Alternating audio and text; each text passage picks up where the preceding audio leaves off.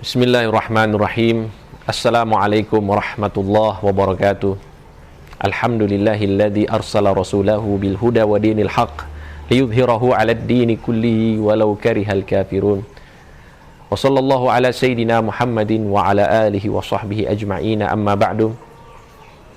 Pemirsa jamaah sekalian rahimakumullah, Nabi Muhammad sallallahu alaihi wasallam telah contohkan kepada kita bahwa menjadi seseorang yang ahli ibadah, orang yang dekat dengan Allah Subhanahu wa ta'ala, bukan berarti dia putus hubungannya dengan makhluk-makhluknya Allah.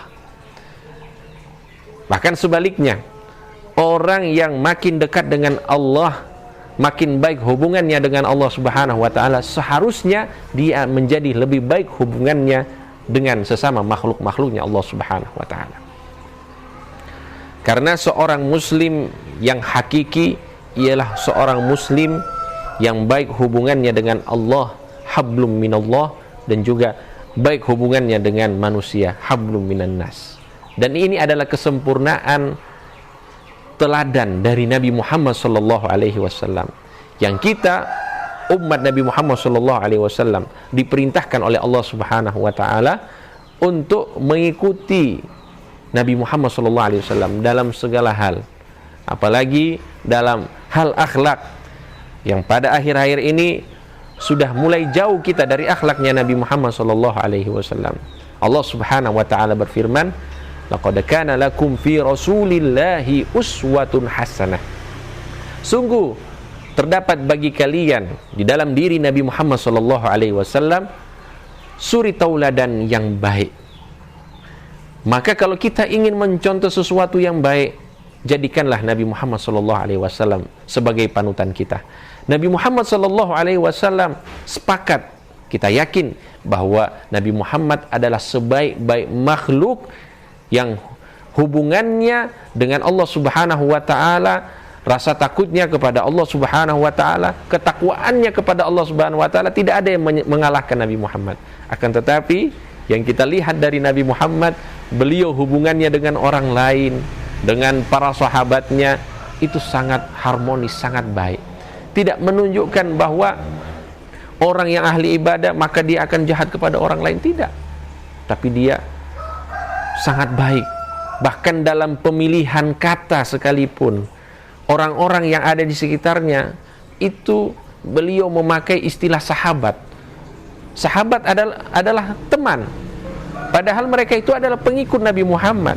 Mereka adalah murid-murid Nabi Muhammad. Akan tetapi Nabi Muhammad memanggil mereka, bergaul dengan mereka sebagaimana sahabat pada umumnya. Supaya apa?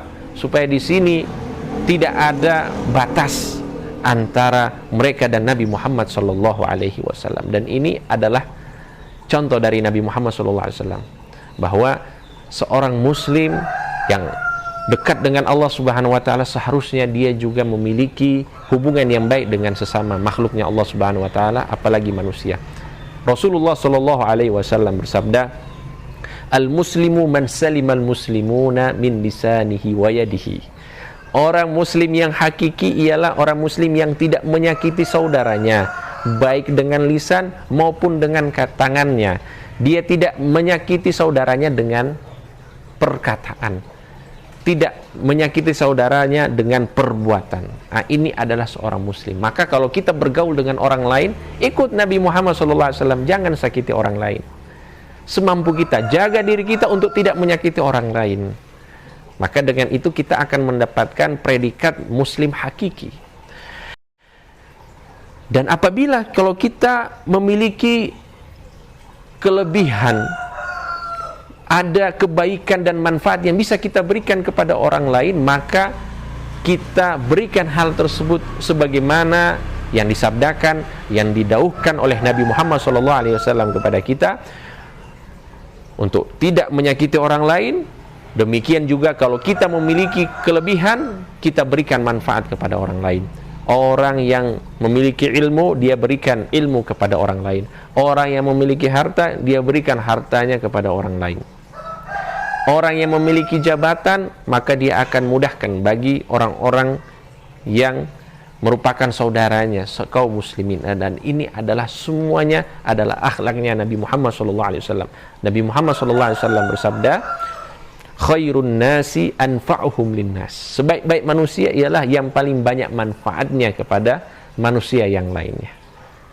Mudah-mudahan kita lebih bisa menjiwai, lebih bisa meneladani Nabi Muhammad SAW di dalam akhlaknya, sehingga kita menjadi orang-orang yang dekat dengan Nabi Muhammad sallallahu alaihi wasallam fid dunya wal akhirah. Amin ya rabbal alamin. Sallallahu ala sayyidina Muhammadin wa ala alihi wa sahbihi wasallam walhamdulillahi rabbil alamin.